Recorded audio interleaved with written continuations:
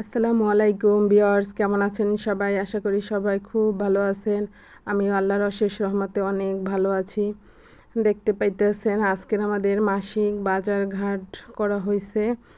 আসলে বেশিরভাগই কাঁচা বাজার, আমাদের বেশি মুদি বাজার করার প্রয়োজন হয় না, কারণ আমরা তো রেশনেই চাল ডাল তেল এগুলো পাই, এই জন্য বেশি একটা মুদি বাজার করতে হয় না। সামথিং কিছু করার দরকার হলে সেটা পরে নিয়ে আসবে। বাজারে আমাদের মাসের বাজারে কাঁচা বাজার সব শেষ হয়ে গেছিলো। মাছ মাংস বাসায় এমনিতে যা লাগে সেগুলি সবই প্রায় শেষ হয়ে গেছিলো, তাই আমার হাজব্যান্ড আজকের বাজার করছে। আসলে তারা একটুকু সময় পায় না, ঠিকমতো বাজার করার মতো সময় হয় না, এই জন্য যখন বাজার করে একটু বেশি করেই বাজার করে, যাতে মিনিমাম 15 দিনের মতো হয়ে যায়। যদিও কাঁচার বাজার তো আর 15 দিনের বাজার একসাথে করা সম্ভব না, সেই সবজি রাখাও যায় না।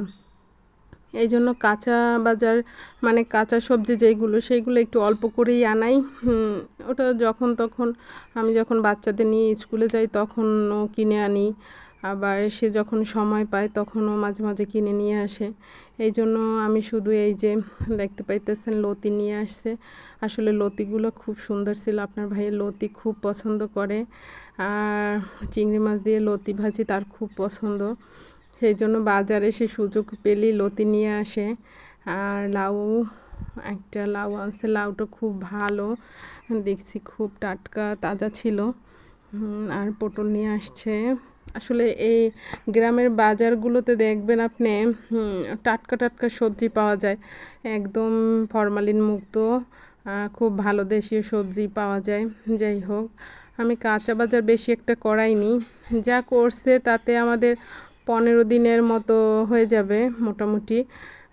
তারপর টুকিটাকি লাগলে আনিয়ে নেব। আমরা একটু যখন বাজার করি তখন একটু বেশি করেই করানোর চেষ্টা করি, যেহেতু সময় পায় না। এই হয়ে গেল আমার কাঁচা বাজার। আসলে বাজারগুলো খুব সুন্দর ছিল। এই যে সবজিগুলো খুবই টাটকা ছিল। আমি কিছু পটল ধনিয়া পাতা রেখে দিয়েছি পরে সবজিতে ইউজ করার জন্য, ধনিয়া পাতাগুলো রেখে দেব ফ্রিজে আর কি। আর এই ছিল মুরগি। আমরা একটু বেশি মাংস খাই, কারণ আমার মেয়েরা মাছ মোটেই খেতে চায় না, এই জন্য মাংসটাই একটু বেশি খাওয়া হয়।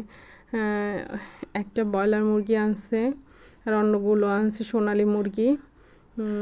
ব্রয়লার মুরগি দিয়ে ওদের একটু আর কি চিকেন ফ্রাই ট্রাই করে দেবো, এই জন্য নিয়ে আসছে।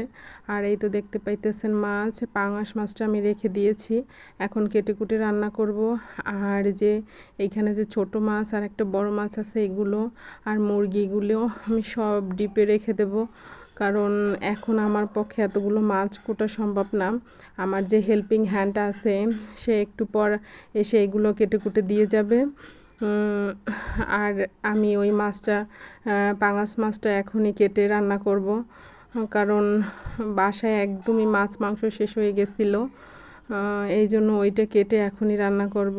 আর তাজা তাজা সব জিনিসই খেতে একটু বেশি ভালো লাগে। মাছটা একদম তাজা ছিল পাঙাশ মাছটা, তাই এখনই কেটে রান্না করব।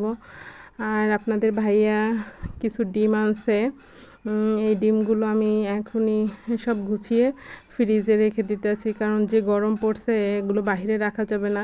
যাই হোক, আজ এই পর্যন্তই, টাটা বাই বাই।